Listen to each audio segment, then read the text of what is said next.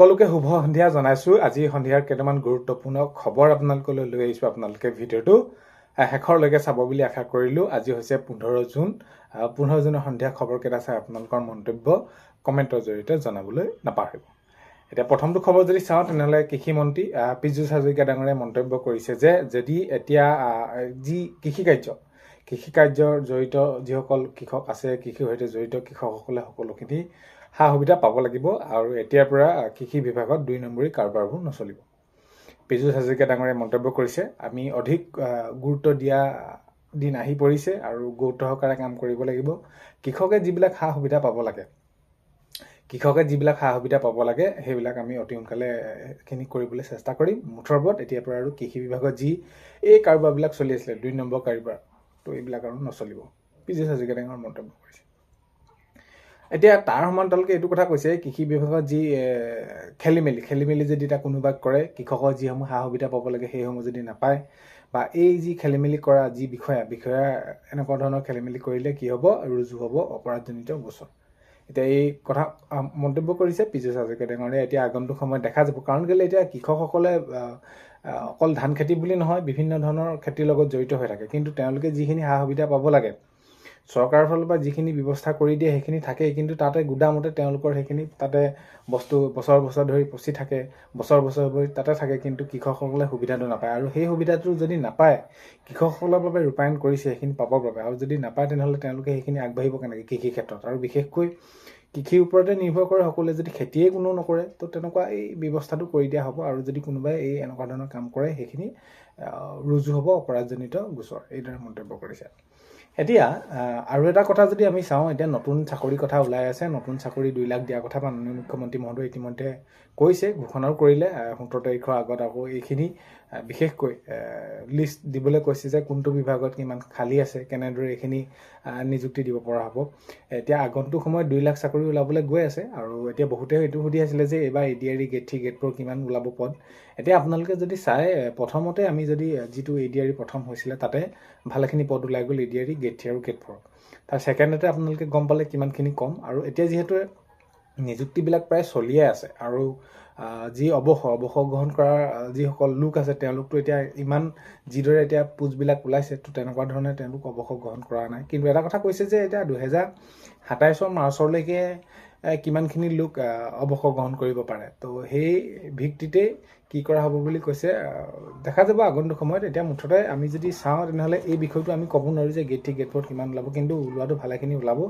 আৰু যিহেতু এইবাৰ 2 লাখ নিযুক্তিৰ কথা কৈছে আৰু ভালেখিনি ওলাব। 3rd গ্ৰেড হওক, 4th গ্ৰেড হওক, অসম আৰক্ষীত হওক, শিক্ষকৰ ক্ষেত্ৰতো আপোনালোকে গমেই পাইছে যে 50% সেইখিনি শিক্ষা বিভাগতে সেইখিনি নিযুক্তি হ'ব। আৰু ইয়াৰ বাবে যিহেতু বিজ্ঞাপন ওলাবলৈ গৈ আছে, তাৰ বাবে আপোনালোকে যদি কোনোবা এতিয়া ধৰি লওক প্ৰথমবাৰৰ বাবে দিব ইণ্টাৰভিউটো, তাৰ কাৰণে আপোনালোকে কি কৰিব লাগিব, এডভাৰটাইজ ওলোৱাৰ লগে লগে, বিজ্ঞাপন ওলোৱাৰ লগে লগে আপোনালোকে আবেদন কৰিবলৈ আপোনালোকৰ আটাইতকৈ গুৰুত্বপূৰ্ণ নথিপত্ৰটো এমপ্লয়মেণ্ট এক্সচেঞ্জ।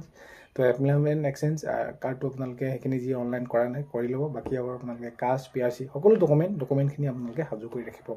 আৰু এইটো কথাও বহুতে সুধি আছিলে যে ডিগ্ৰী পঢ়ি থকাসকলে কি হ'ব, ডিগ্ৰী পঢ়ি থকাসকলে গেট 4 দিব পাৰিব নে নোৱাৰিব। তো এইখিনিতে আপোনালোকক জনাবলৈ বিচাৰিছোঁ, যিহেতু যোৱাবাৰ আপোনালোকে গম পাই যে BA পাছ কৰিলে আপোনালোকে ডিগ্ৰী পাছ কৰি থাকিলে কি কৰিব, আপোনালোকে গেট 4 দিব নোৱাৰে। তো এবাৰ নিশ্চয় সেইখিনি ওলাব। তো বিজ্ঞাপন ওলালেহে গম পাম। তো আগন্তুক সময়তে সেই সকলোখিনি গম পোৱা যাব কি কেনেদৰে ওলায়, কিন্তু প্ৰস্তুতিবিলাক চলাব হৈ গ'ল, অতি সোনকালে ওলাব এইখিনি। এতিয়া চৰকাৰী ঘৰৰ বাবে আপোনালোকে বহুতে কি কৰিছিলে, জিঅ'টেক কৰিছিলে। তাৰপাছত আপোনালোকৰ নামবোৰ আহিলে, নামবোৰ অহাৰ পাছত আকৌ আপোনালোকে পঞ্চায়তৰ পৰা কি আহিলে, লোকসকল আহি পিনি আপোনালোকক আকৌ ভেৰিফিকেশ্যন কৰিলে। আপোনালোকৰ আধাৰ কাৰ্ড ল'লে, বেংক পাছবুক ল'লে, আপোনালোকৰ চাউল ল'লে, আকৌ ভেৰিফিকেশ্যন কৰিলে। অৰ্থাৎ জিঅ'টেক যিদৰে কৰিছিলে আপোনালোকৰ, তাক ঠিক তেনেদৰে সেইখিনি আপোনালোকে কৰিলে। এতিয়া চৰকাৰী ঘৰ যিহেতু পাবলৈ গৈ আছে, মুখ্যমন্ত্ৰী মহোদয়ে জনাইছে যে আগন্তুক সময়ত ভালেখিনি চৰকাৰী ঘৰ দিবলৈ গৈ আছে। আৰু এতিয়া চৰকাৰী ঘৰ যিহেতু দিবলৈ গৈ আছে, কোনসকলে পাব এইটো প্ৰশ্ন এটা হৈ আছে।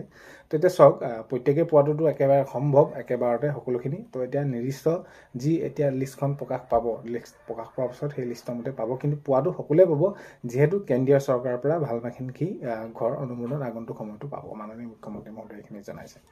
তো সেইখিনি আৰু চৰকাৰী ঘৰৰ বাবে আপোনালোকে যিসকলে আবেদন কৰিছিলে অতি সোনকালে ভাল খবৰ ওলাবলৈ গৈ আছে। এতিয়া আৰু এটা গুৰুত্বপূৰ্ণ কথা, এতিয়া বহুতে বহুত ভাগে কৈছে 3000 কৈ দিব, বন্ধ কৰি দিব। আকৌ ফৰ্ম পোৱাব লাগিব। তো এই এনেকুৱা বিভিন্নজনৰ মুখত বিভিন্ন ধৰণৰ এনেদৰে কথা ওলায়। কিন্তু মাননীয় মুখ্যমন্ত্ৰী মহোদয়ে শেহতীয়াকৈ এই বিষয়ৰ ওপৰত স্পষ্ট বাৰ্তা দিলে। আৰু স্পষ্টকৈ ক'লে যে এইখিনি কোনো কাম কৰিব লগা নাই। যি আপোনালোকে 9,000 টকা পাইছিলে, 9,000 টকা পোৱা যিসকল লোক আছে, পৰিয়ালৰ সেইখিনি মহিলা আছে, তেওঁলোকে পাবই অৰুণোদয় আঁচনি। এতিয়া বহুতে কৈছিলে অৰুণোদয় আঁচনিৰ বাবে আকৌ নতুনকৈ প্ৰপত্ৰ দিব লাগিব বা এইটো হ'ব নেকি। এতিয়া তেওঁ সকলোখিনি খুলি ক'লে যে বাজেটত সেইখিনি 6 জুলাইৰ পৰা সেইখিনি আৰম্ভ হ'ব। আপোনালোকেতো গমেই পাইছে, প্ৰায় 21 দিনীয়াকৈ এইখিনি এবাৰ আৰম্ভ হ'ব বুলি কৈছে। আৰু বাজেট শেষ হোৱাৰ পাছতে আপোনালোকৰ কি হ'ব, আগষ্টৰ পৰা আপোনালোকে এই টকা পাবলৈ সক্ষম হ'ব আৰু সেইখিনি আপোনালোকে পাব। ইয়াত কোনো ধৰণৰ আপোনালোকে ফৰ্ম ফিল আপ হওক বা আপোনালোকে কিবা কৰিব লাগিব তেনেকুৱা নহয়, সেইখিনি তেওঁলোকে দিবই। তো ইয়াক লৈ আৰু বহুত বেছি চিন্তা কৰাৰ প্ৰয়োজন নাই। আৰু 3,000 কথাটো প্ৰসংগটো যিহেতু উল্লেখ হৈ আছিলে, বাজেটত গম পোৱা যাব। বাজেটত যিহেতু 24-27 বাবে বৰ্ষটোৰ বাবে সেইখিনি বাজেট প্ৰস্তুত কৰিব। এতিয়া 1,250 টকাৰ পৰা কিমান কৰি দিয়ে সেইটো এটা আগন্তুক সময়তে গম পোৱা যাব। নেক্সটটো খবৰ যদি চাওঁ, দুৰ্ঘটনাবিলাক এতিয়া ৰাজ্যত বহুত বেছি হ'বলৈ ধৰিছে। শেহতীয়াকৈ আমি যদি চাওঁ দুৰ্ঘটনাবিলাক, তো এই দুৰ্ঘটনাৰ পৰা হাত সাৰিবলৈ হ'লে আমি যদি ঘৰৰ পৰা গাড়ীখন লৈ গৈছোঁ বা বাইকখন লৈ গৈছোঁ বা স্কুটিখন লৈ গৈছোঁ, সেইখিনি আমি নিজেও অলপমান সাৱধানতা ল'ব লাগে। কাৰণ কেলৈ, দুৰ্ঘটনা বুলি কওঁতে কোনো সেইখিনি কৰোঁ বুলি নকয়। কিন্তু আমি যে গাড়ীখন লৈ গৈছোঁ, ছিট বেল্টডাল লগাই লৈছোঁ নাই, বা আমি নিয়মখিনি মানি গাড়ী চলাইছোঁ নাই, বাইকখন লৈ গৈছোঁ হেলমেটটো লৈ গৈছোঁ নাই, তো এইবিলাক আচলতে আমাৰ নিজৰ দায়িত্ব আৰু কৰ্তব্য। আৰু এই এনেকুৱা ধৰণৰ যদি আমি যিসমূহ কাম কৰিব লাগে কৰি যাওঁ, তেনেহ'লে নিশ্চয় কোনো ধৰণৰ অসুবিধা আহি নপৰে। তো সেইবাবে এইখিনি ক্ষেত্ৰত গুৰুত্ব সহকাৰে লোৱাটো উচিত। নেক্সটটো খবৰ আছে, এতিয়া আপোনালোকেতো গমেই পায়, মাননীয় মুখ্যমন্ত্ৰী মহোদয়ে জনাইছে যে আগন্তুক সময়ত প্ৰায় 10 লাখ যুৱক যুৱতীক মুখ্যমন্ত্ৰী আত্মনিৰ্ভৰশীল আঁচনি দিয়াৰ কথা কৈ আছে। এতিয়া কোনসকলে পাব, কি হ'ব। তো ইয়াতে বহুতে কৈ আছিলে যে কিছুমানক বাছি দিছে, এই এনেকুৱা ধৰণৰ কথা কিছুমান কৈ আছিলে। তো এতিয়া কথাটো হ'ল কি, আগন্তুক সময়ত এতিয়া যিহেতু এই 10 লাখ যুৱক যুৱতীক দিয়াৰ কথা কৈছে, আগন্তুক এই এনেকুৱা ধৰণৰ যিটো মুখ্যমন্ত্ৰী আত্মনিৰ্ভৰশীল আঁচনিৰ জৰিয়তে আপোনালোকে প্ৰথম আপোনালোকে ৰেজিষ্ট্ৰেশ্যন কৰি ল'ব লাগিব। তাৰ পৰা আপোনালোকে অনলাইন হ'ব, তাৰ পৰা আপোনালোকৰ এক্সাম হ'ব, এক্সামত আপোনালোকৰ ভাল হ'লে পাব। কাৰণ কেলৈ ইয়াত কোনো ধৰণৰ বাছি দিয়া বা নাই এনেকুৱা ধৰণৰ কথা আহি নপৰে। কথাটো হ'ল কি, যি আপোনালোকৰ এক্সাম ভাল হয় সকলোৱে এইখিনি পায়। তো সেইখিনি কথা। আৰু নেক্সটটো যদি আমি চাওঁ, তেনেহ'লে মাননীয় মুখ্যমন্ত্ৰী মহোদয়ে বহুত ধৰণৰ প্ৰতিশ্ৰুতি দিছিলে। সেই প্ৰতিশ্ৰুতিসমূহৰ ভিতৰতো যদি চাওঁ, তেনেহ'লে এই ভেঞ্চাৰ বিদ্যালয়সমূহ প্ৰাদেশিকীকৰণক লৈ এতিয়া কি হ'ব কি নহ'ব সকলোৱে এইখিনি কৈ আছে। তো কেতিয়ালৈ হ'বগৈ, প্ৰাদেশিকীকৰণ কৰিব নকৰিব এইখিনি। তো এতিয়া আগন্তুক সময়তে সকলোখিনি কথা গম পোৱা যাব। কিয়নো এতিয়া জুলাইত যিহেতু অধিৱেশন অনুষ্ঠিত হ'বলৈ গৈ আছে, চৰকাৰ গঠন কৰিলে যদিও এতিয়া কোনো ধৰণৰ এতিয়া বছৰটোৰ বাবে তেনেদৰে সেইখিনি বাজেট নাই। বাজেট অধিৱেশন যিহেতু জুলাইত হ'বলৈ গৈ আছে, সেই ওপৰত ভিত্তি কৰি এতিয়া শিক্ষা বিভাগত কেনেদৰে ধৰে। এতিয়া শিক্ষামন্ত্ৰী ডাঙৰীয়াই কৈছে যে শিক্ষা বিভাগটোত আমি অতি গুৰুত্ব দিব লাগিব। আৰু এতিয়া গুৰুত্ব কিমান দিয়ে, কেনেদৰে দিয়ে, এতিয়া সেইটো এটা উল্লেখনীয় বিষয় হ'ব। আগন্তুক সময়তে গম পোৱা যাব যে এই বিষয়টো। আৰু কিন্তু চাবলৈ গ'লে এই বিষয়টো অতি সোনকালে কাৰ্যকৰী কৰিব লাগে। তো আজি 15 জুনৰ সন্ধিয়া খবৰ এইকেইটাই আপোনালোকক জনালোঁ। ভিডিঅ'টো আপোনালোকে শেষলৈকে চোৱাৰ বাবে বহুতেই বেছি ধন্যবাদ। এইখিনিতে আপোনালোকক এটা অনুৰোধ কৰিম, নতুনকৈ যদি চেনেলটোলৈ আহিছে আপোনালোকে চেনেলটো ছাবস্ক্ৰাইব কৰাৰ লগতে কাষতে থকা বেল আইকনটো প্ৰেছ কৰি অল কৰি থ'ব, যাতে নতুন এটা ভিডিঅ' দিয়াৰ লগে লগে আপোনালোকে আগতীয়াকৈ চাবলৈ পায়। আজিলৈ ইমানেই, অন্য এটা ভিডিঅ'তে লগ পোৱাৰ আশাৰে